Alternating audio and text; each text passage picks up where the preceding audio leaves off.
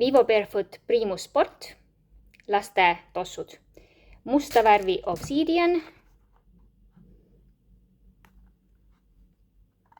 kunstmaterjalidest, pealt on võrgulaadne ja ta on selline nagu sokk käib jalga, et see krõps on selline, moe pärast võib-olla natukene saab seda pingutada siit pealt, aga jalga käib ta siis nagu sokk.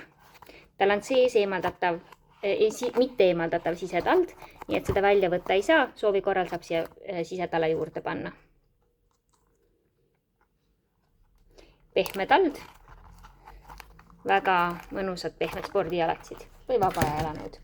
Ja Molten Lava